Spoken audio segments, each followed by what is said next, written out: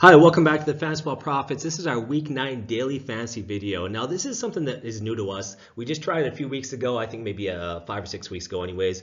And the reason why we're doing this is more and more people into daily fantasy. And so we're trying to see if this is something that you guys like content-wise. Would you like us to change our approach to it? Give us some feedback and let us know how you feel about a daily fantasy video. But once again, more and more people are playing that. Now, at the end of the video, we're going to recap last week's results, how we did. We've been doing that each week. We submit a lineup, and then we show you how we did. Before we get into the video, though, I want to say thank all you guys who have been part of the community the last 2 years. Continue to help us grow the community, and you can do that a few ways. One, like, comment, and share our videos. And as it continues to grow, and it's been growing, we thank you for that. We're going to take all of our resources that we're getting and putting it back into the site. Better video, audio, things like that, information, whatever we can do to serve you better. So thank you so much. And so at the end of the video, one more thing that we're going to add is just a brief kind of update on start sit information waiver wire. There's not a lot of changes this week. But let's get into our quarterbacks. So when it comes to daily fantasy, anybody can know to start your studs. Anybody knows you start Todd Gurley. That's obvious. The key is finding the cap space to play those guys. And so in our video here, we don't really talk about the higher price guys and who's got good matches. We tend to look at guys that we think are going to be deals because that's to me where the money's won and lost. Finding guys that are cheaper that you can trust to produce. Another thing on the videos here that we talk about is percentage of cost against your cap. And here's why we do that. There's so many different sites out there. You got DraftKings, Yahoo, FanDuel, and they all use different cap space limits, things like that. They're not the same, but here's what we have found. Typically speaking, you look at Ben Roethlisberger. Let's say he costs you 20% in one league. He's going to cost you about 20% across the board. Even though the actual total number will be different, the percentage will be about the same. So we're going to give you that percentage. Now, as we get into quarterbacks, normally I like to find good deals in quarterbacks. I like to spend less money there. But this week, I really struggle. You get what you pay for sometimes in daily fantasy. So you want to get good deals, but you have to have guaranteed production. So this week, I'm going to actually spend a little bit of money on my quarterbacks. But two guys out there that you may want to consider that are deals. One is Deshaun Watson. Deshaun Watson is going to cost you about 12% of your cap space. Now he's versus Denver. I don't like this matchup. I think the Denver defense is playing better and better. You got Bradley Chubb there starting to get pressure on the quarterback, him and Miller. The defense is coming around. But he's the cheapest of the best quarterbacks on the board. Now, if you look at Pat Mahomes versus Denver, Pat Mahomes has been about the only quarterback. Week 1, they give him some points, but beyond that, it's really Pat Mahomes that have moved the ball and scored and been effective. All the other quarterbacks that they have faced they have slowed down quite a bit. Another concern I have about Watson this week is that Kiki QT may be out. He's questionable. We don't know. Now, they did trade for Demaryius Thomas. I think that's going to be a huge boost for them. I think it's going to take Thomas maybe a week or two to get the timing down, to learn the playbook, things like that. So I won't trust him this week to be very productive. The Broncos are giving the 12 fewest points to quarterbacks, and the game is in Denver. So for that reason, I have concerns. With that said, last week Watson goes out and throws for 5 touchdown passes and reminds us just how talented he can be. So once again, I don't think he's a great option, but I think he's the cheapest of the best quarterbacks out there. Another one out there you could consider is Ryan Fitzpatrick. Quarterback now at Tampa Bay. He got the starting job back from Jameis Winston. He's going to be about 14 to 15% of your cap space. Now, if you look at Carolina, they're middle of the road in terms of how many points they allow to quarterbacks. But here's why I like it. Tampa Bay is the worst defense in the NFL. Cam is going to score early and often on there. That's going to force Ryan to have to throw the ball a lot. He's a solid volume play. Now, I think what's going to happen is a lot of people are going to fear kind of the Winston effect. You know, they picked him up, and then, a couple weeks later, the guy lost his job. But I want you to consider this. I don't think that was a failed experiment for those owners. And for myself, I had Jameis Winston. I think it worked really well.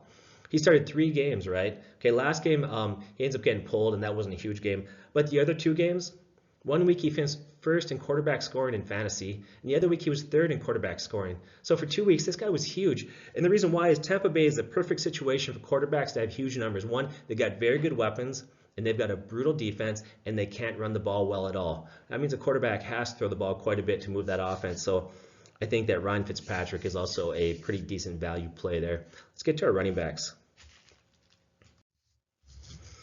So we'll look at the running backs this week. So I think this is so important in daily fantasy. If you're playing it, it's important to be flexible. Information is always changing.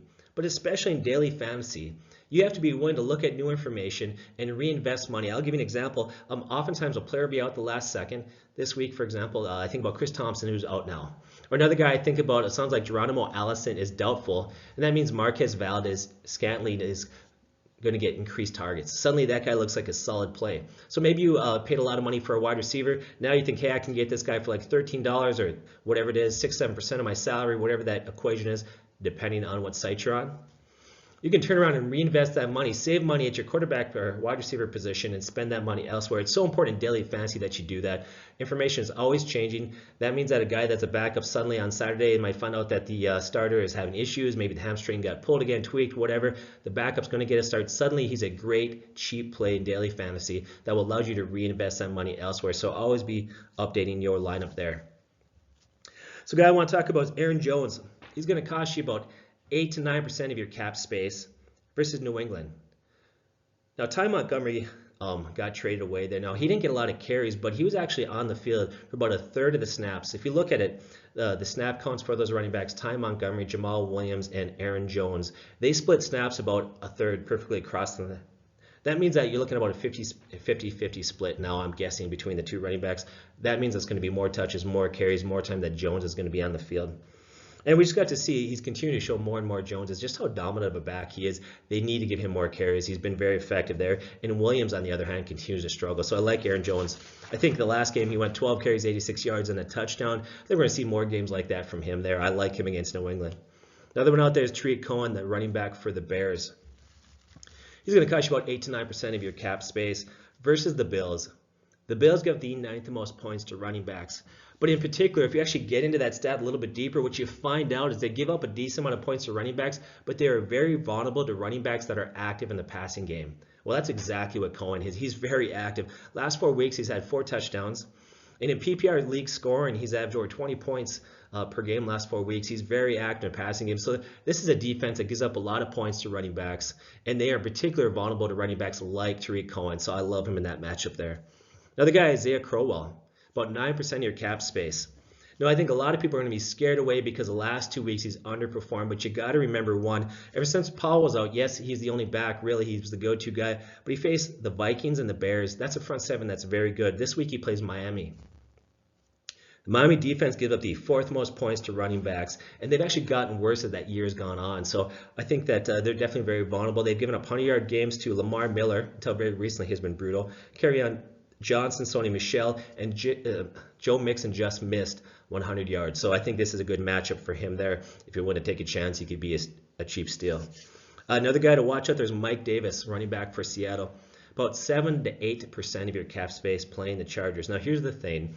You look at Chris Carson, injured his hip. It's been he's been dealing with a hip injury for a few weeks now. He's questionable.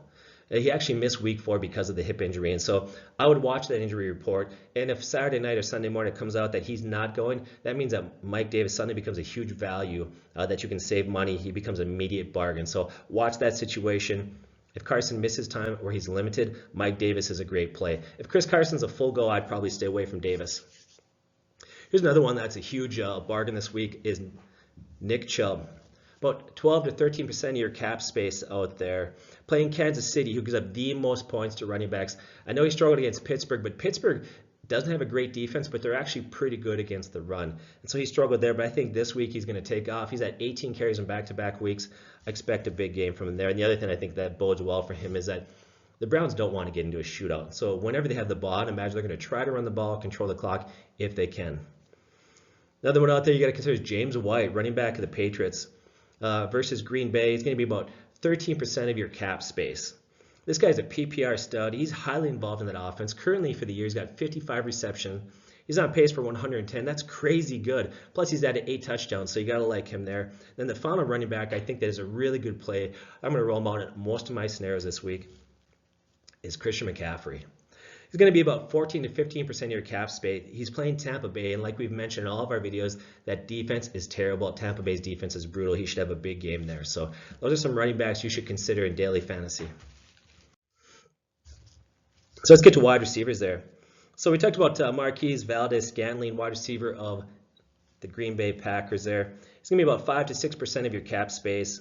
Now, Allison is doubtful for the game. Looks like he's not going to play there. And I think versus New England, this is going to be a high-scoring game. The over-under on this should be pretty high there. And so I think they're going to have to throw the ball a lot. Plus, his role is growing. He's looking better and better. So he's a guy I think that's going to be a nice steal. Another one out there, if you're a little bit of a gambler, would be Devontae Parker, about 7 to 8% of your cap space. Wilson's out. Sounds like Still's going to be out, and so that they're just limited in wide receivers to go to, and I think he's a guy that you could use. But probably my #1 daily fantasy wide receiver that I'm going to use in all my scenarios is DJ Moore, wide receiver of Carolina. He's going to be about 9 to 10% of your cap space. He's playing Tampa Bay, worst defense in the NFL. His role has been increasing more and more. We're continuing to see that. Former first-round pick, has a good resume coming out of college.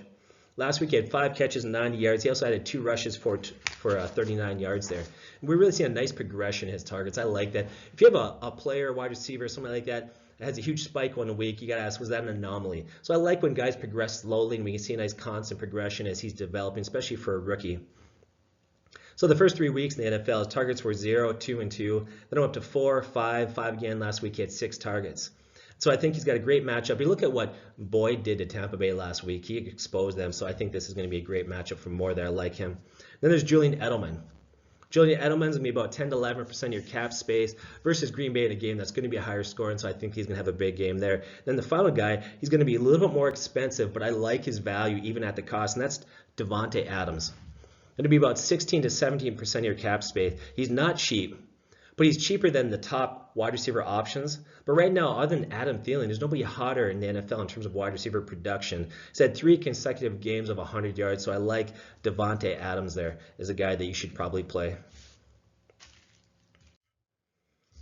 Look at some tight ends. I like getting deals also in the tight end position, although last week it burnt me a little bit. I went with, I think, David Njoku, I think, in a bunch of scenarios, and he got me 0 points. That happens. You get what you pay for, right? This is a week, though, when I look at some of the bargains out there, I'm not very comfortable with them, and so I want to pay a little bit more for my tight ends. I did that this week. But if you're a guy that wants to go cheap on tight ends, the guy you consider is Chris Herndon, the Jets tight end, about 5%. He's as cheap as you're going to get right there. He's bottom of the barrel. He's got touchdown in 3 consecutive weeks. He's not getting a lot of volume in terms of targets, but he might catch you 2-3 catches and a touchdown, which if you're getting for very cheap, will be okay for you. Otherwise, Hayden Hurst, the tight end for Baltimore Ravens. He's going to be about 6% of your salary. His targets aren't there yet, but he's a former first-round pick that's got talent, he's got skill. They've raved about him all preseason coming into the year. And so I think it's only a matter of time before he really catches on. He could be a cheap play. And then the final guy, this is the one cheap tight end that I like. And that's Jordan Reed, about 7%. Now, Jordan Reed has been a disappointment all year, but he's only 7% of your cap space. Chris Thompson's been ruled out. You got Jamison Crowder, I believe, is ruled out for the game. And so they just don't have a lot of weapons there. I think they're going to use their tight ends a lot in this game, so I like him. Let's get to defenses here. I don't like spending a lot of money on defenses. And once again, I've said this before, every once in a while you may want to spend a little bit extra. The deals that I think out there right now would be probably the Bills versus the Bears. Now, that game is in Buffalo. I like that. I think that bodes well. And if you look at the Bills, they're not a great team, but their defense is actually underrated. Their defense is quality there. Another one is Panthers versus Tampa Bay. They're going to cost you about 6 to 7% of your cap space. Now, here's the one concern. I think that matchup on paper looks more appetizing than it actually is.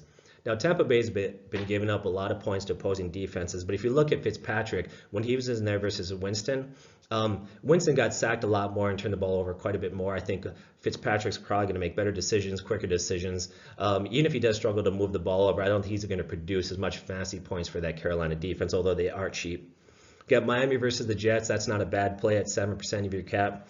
But the one that I'm probably the cheapest option that I'm the most comfortable with is Dallas versus the Titans. It's at home. It's going to be about 6%. So that's the one option that I prefer out there. Now let's get into the recap of last week and how we did. So we look back always in these videos. We like to recap how did we do last week. Okay, so last week we talked about 37 players. I talked about anyways. Other 37 players, about 4 what I would call neutral. They didn't overperform, they didn't underperform. They got your money's worth. They were fine picks. 6 of them we were off, and 27 we were accurate. That gives us about an 82% success rate last week, and on the year we're sitting about 80-85%. It fluctuates. I think that's a pretty good percentage, about 80 to 85, and here's why. This is not just a matter of predicting how he's going to produce or not produce. Will he be successful? It's also taking into account salaries. Anybody can sit here and say, Todd Gurley is a good play. You know, you start Antonio Brown. Duh, anybody can do that. The key in daily fantasy is saying, hey, I think he's going to produce, plus he's a cheap cost for you. And so I think for that, I think it was a good success rate. We highlighted a few players. The guys that we talked about last week was Baker Mayfield, Jameis Winston, Kirk Cousins, Joe Flacco, Josh Rosen, and Case Keenum.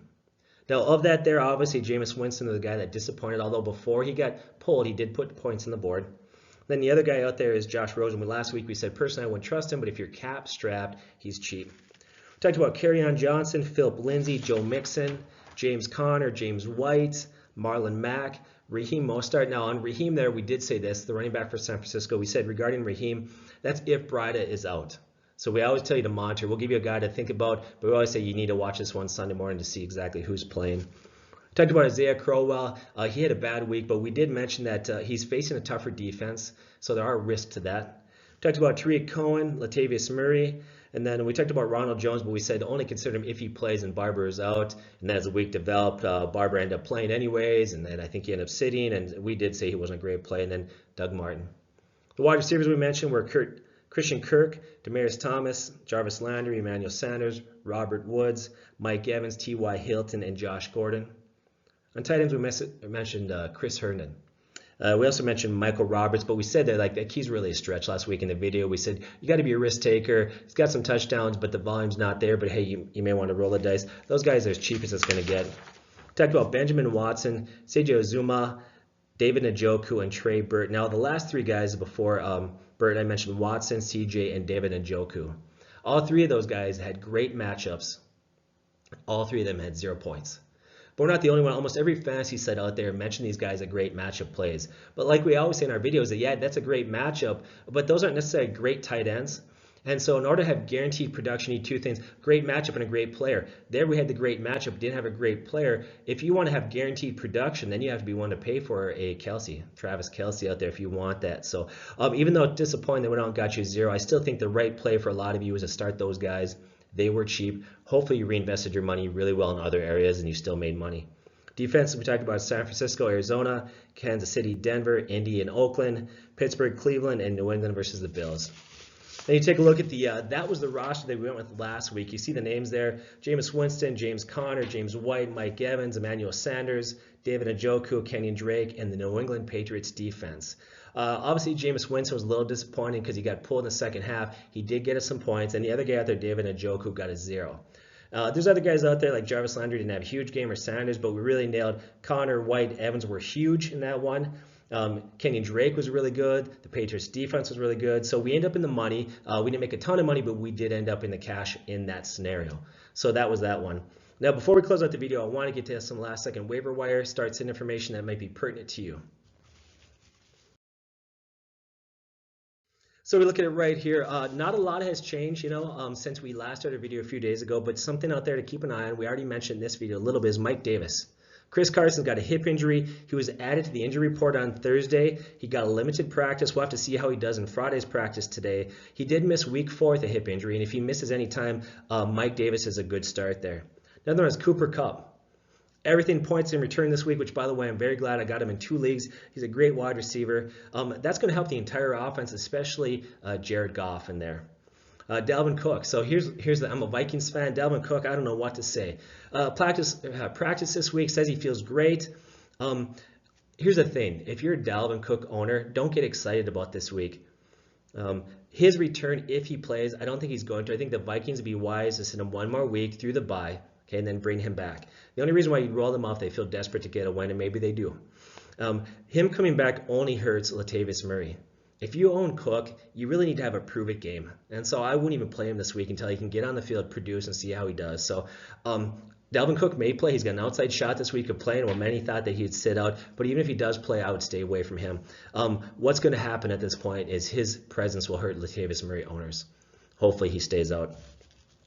Melvin Gordon looking more and more like he's going to play this week. Had that hamstring injury, sat last game when they played in London, sat over the bye week. Sounds like he's good to go, but you never know. Sometimes it can re-aggravate these injuries, so watch that report over the weekend. All that does is really hurt Austin Eckler's value. Obviously, if Melvin Gordon plays, you got to roll him out. He's a great running back out there. Right now in fantasy, he's scoring points per game. He's number 2 behind Todd Gurley. So Austin Eckler, right now, if he plays, Austin Eckler's value is only in PPR leagues as a flex play in larger leagues. Then you got Elijah McGuire. If you asked us about his value, coming off of the IR this week, of course, with Paul on the IR and him coming off, if you look at Isaiah Crowell, somebody's got to get some of those touches. Somebody's got to get the targets there. McGuire's got value in PPR leagues if you're deep. But I think for him to come back, I think it's good for us all to wait. and let him have a week where we can kind of get into game shape and just see his usage. So I would advise, if you can afford to, not play him. I know some of you are asking about his value. He's a guy that, if you're in a deeper league, you could stash deep on your bench, but don't rely on him this week.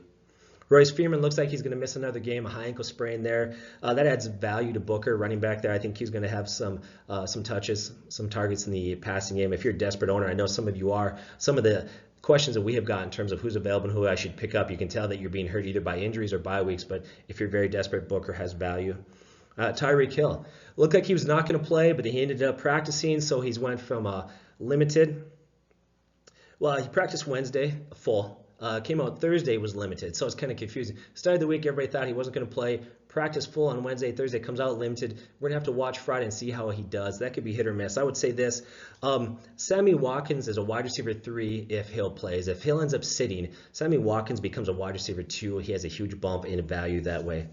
Corey Davis is questionable. So if he ends up missing time, Tajay Sharp could be considered very low-end wide receiver 3 in deep leagues. That's probably how that would affect it. And then we talked about Geronimo Allison. He is doubtful for this game this week. Marquez Valdez, Scanlon, Stanley is a nice streaming option against New England where it's going to be a higher scoring game. Allen Robinson looks like he's not going to play this week. That means Taylor Gabriel is upgraded. He becomes our one wide receiver. The problem with that is he's going to draw a tough matchup in their number 1 corner, White. And so I don't like Taylor Gabriel. And it would be better if Allen Robinson played and he got the number 2 draw. And then finally, Chris Thompson's going to be out. That means Capreet Bibbs, running back for Washington, is actually going to have a significant role, primarily if you're in PPR league scoring. So those are some of the things that we have in terms of injuries, the waiver wire considerations. The other one we saw out there in Thursday night game is Raheem broke his arm, ugly injury out there. Will that change that a whole lot? Bright has been beat up quite a bit. Maybe Alfred Morris will get some carries. I don't think that's going to be a significant move as far as waiver wires goes, not somebody that you can run to and grab and trust moving forward. So those are some last second thoughts there coming into this weekend. Wish you guys the best. God bless and take care.